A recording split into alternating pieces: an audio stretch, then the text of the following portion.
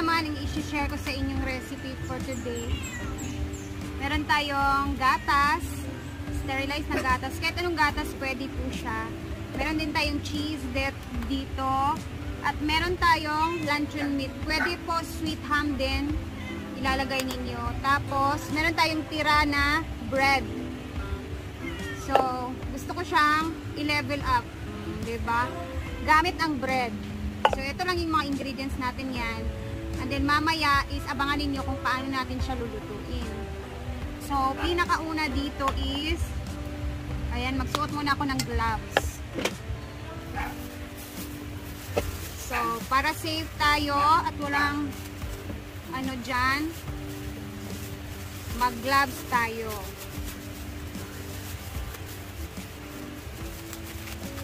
So, ilagay ko muna ang ating bread dito sa lalagyanan. Balik natin.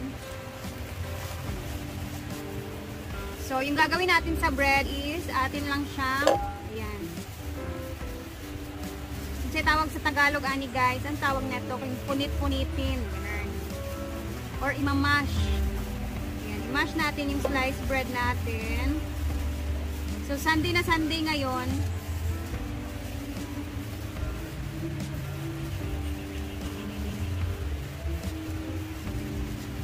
Ayan, imash lang natin lahat. Yung mga tirang tinapay. Ayan, lahat na.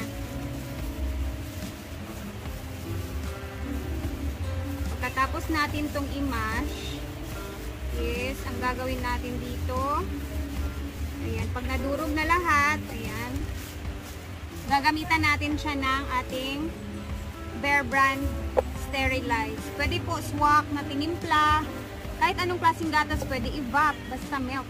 Ayan, ilalagay natin yung isang pakete ng gatas dito. Kailangan nabasa natin lahat ang ating tinapay.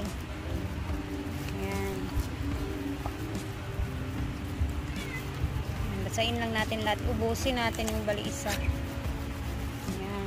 Patapos nito, imamas lang natin yan. Durug-durugin pa natin siya para lagyan lahat ng gatas yung ating tinapay. Ganun. Parang gagawa lang tayo ng dough. Pero dinurog natin ulit yung ating tirang tinapay. Okay? Madali lang naman siyang nababasa. Pag naporma na natin dough, magdidikit na yan siya, guys. Ayan. Ganito na yung itsura. Ayan. Hindi ba? Ayan. Pa-absorb muna natin ang ating gatas sa tinapay. Dito naman is ikakat lang natin ang ating cheese. Tapos, itong ating luncheon meat. Ikakat lang natin itong ating mga cheese.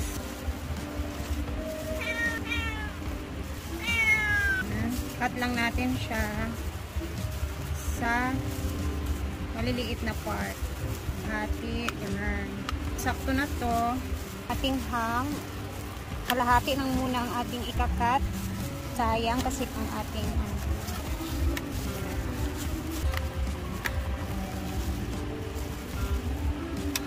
dito na tayo sa pagbabalot, no?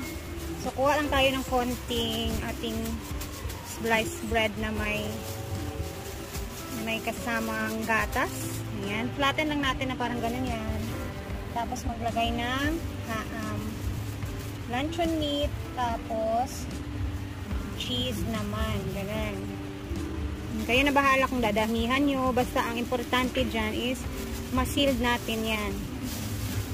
Kasi gagawin natin yan siya balls. Yan. Tapos pag kailangan natin siyang ipormang bola or round ba. Ayan. Yan. Tapos repeat the process lang natin to hanggang sa matapos tayo. So ilan kaya yung magagawa natin? Tingnan natin, ha. Ito pwede din natin ito ipabaon sa ating mga estudyanteng, mga bata na nasa grade school pa. Ang good thing lang neto talaga is madali na lang siyang gawin kasi hindi mo nagagawin yung dough niya. Ayan. Pwede niyong damihan ng cheese or mas marami yung ham. Ang importante, ma-sealed din niyo siya. Diba? Ano lang siya. Kadali. Nakailang piraso na tayo.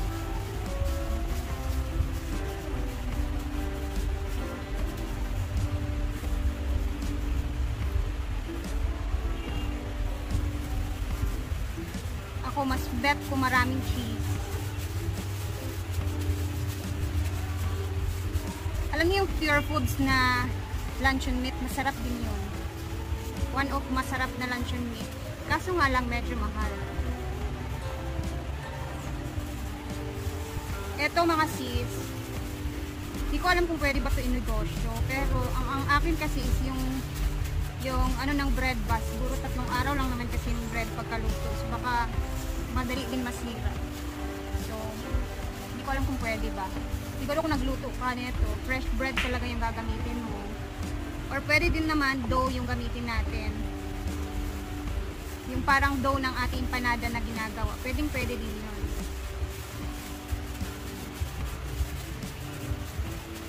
Ganun.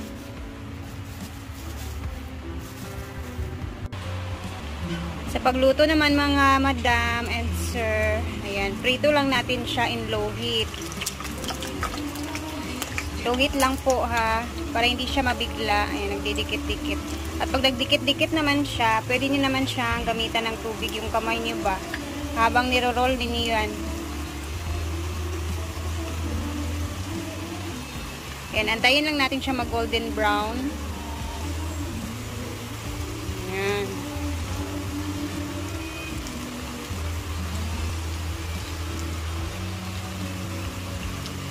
Tapos, pag medyo brown-brown na siya, ayan, baliktarin lang natin yan.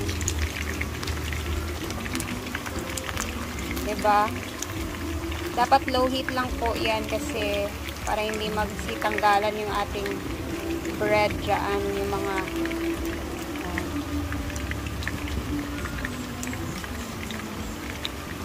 and finally, luto na siya. Ganito lang po siya ka brown-brown. Okay na lang. Okay na yan siya. Tapos, wag natin i-overcook yan kasi baka pumutok yan siya. Tapos, hahanguin na natin. So, ito na ang ating finished product. O, diba? Napakadali lang gawin. Hindi ko lang to na-try sa air fry ha. Basta hindi na lang din ako nag-try. Kasi ipatulo nyo lang din yung mantika niyan pag nagluto kayo. Hintayin nyo munang maluto yung yung mantika. Diba? Perfect! Ano na siya ka ng ginangkal? Ilawin sa una kayo.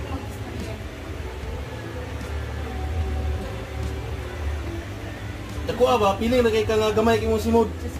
Ko bi adlaw. Ako ba kana ba kay lato na.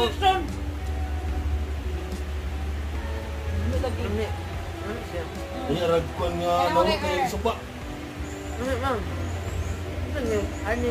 Mum ni giloto gay na nimo yang kuan bawog ning tutsay ah. Hala. Natilawin na diya dako kay ko. Ano gani sila? Tignan. Ini ng cheese. Cheese, dira. Ang gani. Kuan man ni siya, bread. Oh, bet maganina. Bro, magnay karne lagi. Bread nga Paano na na gatas. pan? Gatas ang utang. Unsa ra gidugmok ang pan? Dugmok ang pan, tapos ibutang ang gatas. Muna yan siya i-flatten, ibutang ang iyang filling. Kaning kuan. Ito na yun, ba? Wala na flat ang slice bread. Dugmok yan. Dugmok, ibiyanan ako sa akong kamot. So, Abasin ko ni. paano siya? Kaya sila libong ba yun? Ay! Ay, hindi nga kayo. Yung dagan ang cheese. Cheese ba? Kaya pwede ito sobra. Ang dagan ang cheese. Lami kayo. Wala man siya ba? Mas lami. Dito dagan ang cheese. Ini lagi diplok ba? Lami siya. Maling mo na. That's kanang luncheon meat. Luncheon meat kana. Iyop na ba? Dito siya makabusog dahil. Lani, makapungaw man. Nag-off naman. Nagapa, minggit. Ay, hindi siya. Kung kangay kulaan eh. Kukain ko ka. Bisli kayo sa tanan, ganit cheese ba? Tamis kayo. Huwag ganun ito. Kulit yung doon ka. Ako doon. Ano siya? Off na ba? Kaungin ko na.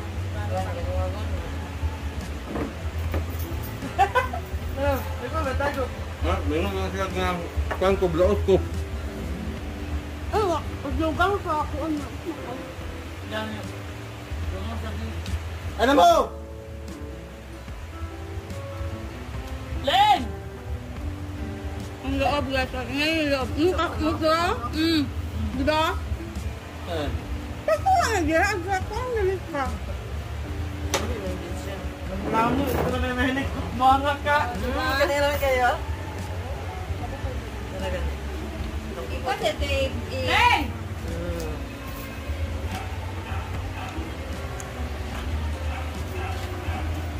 Len!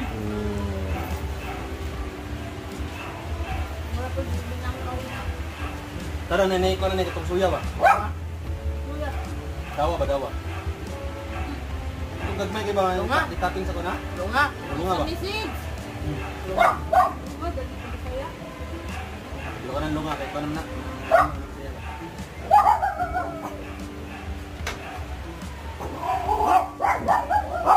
Oh, siya. Amat sila Gigi eh. Bulag, ilag. Ang loob niya guys.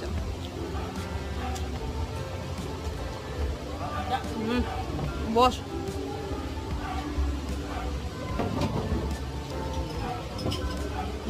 Alas 5 na at kami ay aalis na ni Mark. Bukas is Lunes. So abangan natin Lunes kung ano yung mga ganap na naman bukas. Actually, yung pool ngayong araw na Sunday is ayan.